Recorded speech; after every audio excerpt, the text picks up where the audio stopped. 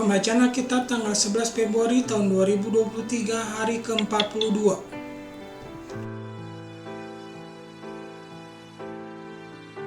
Ulangan pasal 30.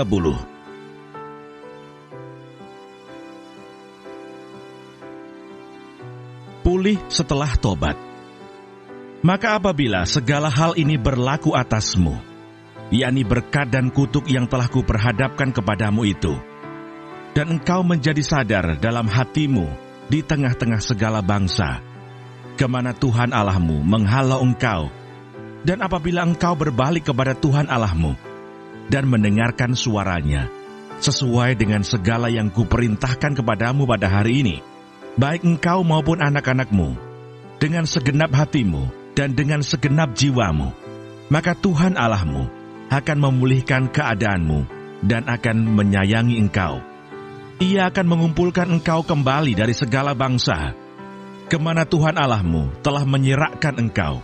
Sekalipun orang-orang yang terhalau daripadamu ada di ujung langit, dari sana pun Tuhan Allahmu akan mengumpulkan engkau kembali, dan dari sana pun Ia akan mengambil engkau.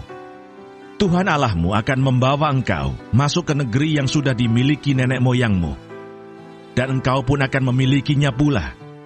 Ia akan berbuat baik kepadamu dan membuat engkau banyak melebihi nenek moyangmu. Dan Tuhan Allahmu akan menyunat hatimu dan hati keturunanmu, sehingga engkau mengasihi Tuhan Allahmu dengan segenap hatimu dan dengan segenap jiwamu, supaya engkau hidup.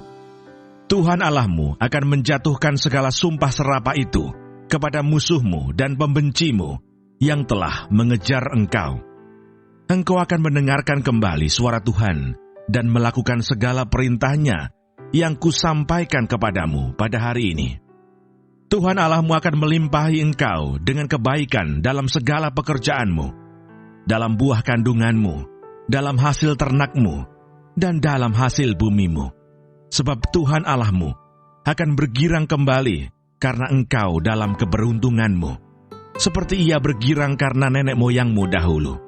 Apabila engkau mendengarkan suara Tuhan Allahmu dengan berpegang pada perintah dan ketetapannya yang tertulis dalam kitab Taurat ini, dan apabila engkau berbalik kepada Tuhan Allahmu dengan segenap hatimu dan dengan segenap jiwamu. Mazmur 119.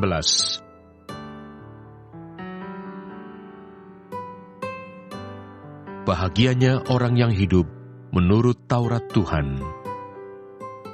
Berbahagialah orang-orang yang hidupnya tidak bercela, yang hidup menurut Taurat Tuhan.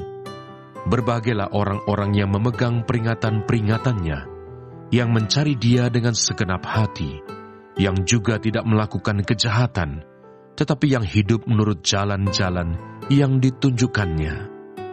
Engkau sendiri telah menyampaikan titah-titahmu, supaya dipegang dengan sungguh-sungguh. Sekiranya hidupku tentu untuk berpegang pada ketetapanmu, maka aku tidak akan mendapat malu apabila aku mengamat-amati segala perintahmu. Aku akan bersyukur kepadamu dengan hati jujur apabila aku belajar hukum-hukummu yang adil. Aku akan berpegang pada ketetapan-ketetapanmu. Janganlah tinggalkan aku sama sekali. Matius pasal 15.